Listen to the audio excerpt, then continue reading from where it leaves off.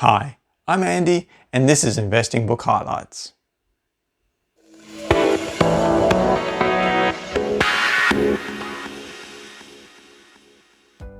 I started reading investing books 2 years ago.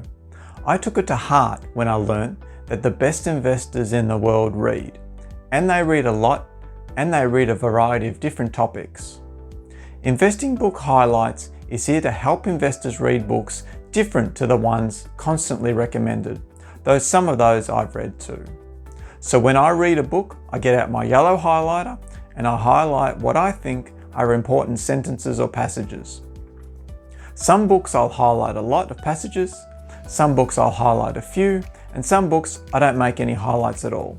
Highlighting when you read is something I definitely encourage. To give some context, I was at the end of getting started in Shares for Dummies, and I was finished with the Warren Buffett stock portfolio, so I was due for a new book.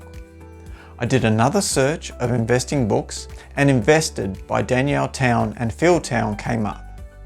I ordered it, but there was a publishing delay. In the meantime, I still needed a book to read. A work colleague recommended Top Stocks, which lists 100 of Australia's leading listed companies.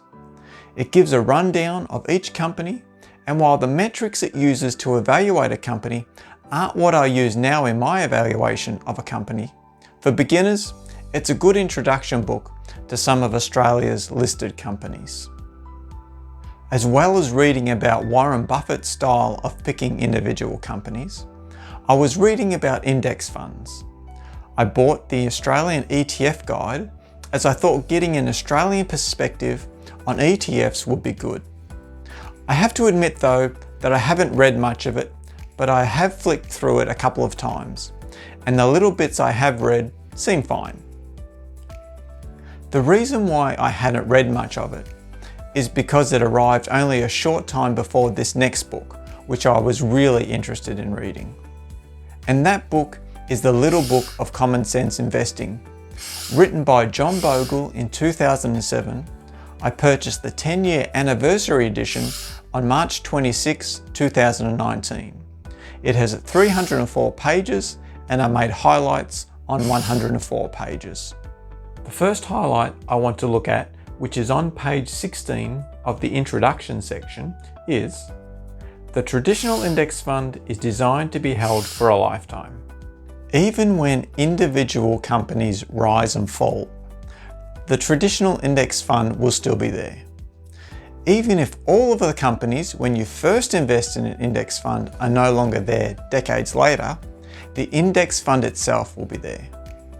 I think there is a great sense of peace that can be had knowing that if you wanted, you could invest in the same investment instrument your entire life and find that at the end, the return is pretty good.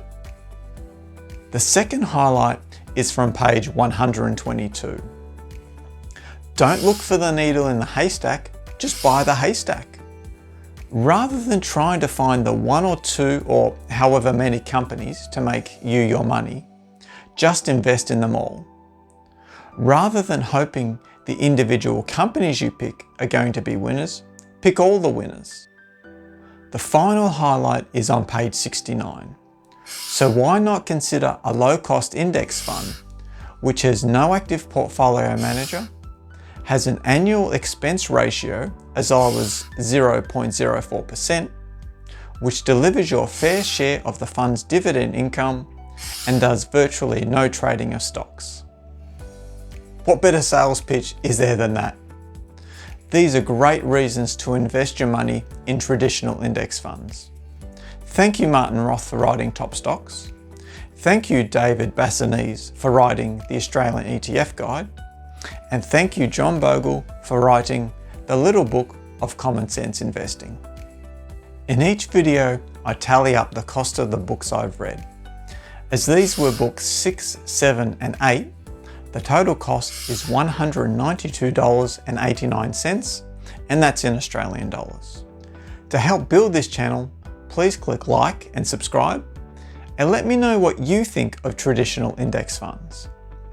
Leave a comment or question below and I'll be sure to follow up.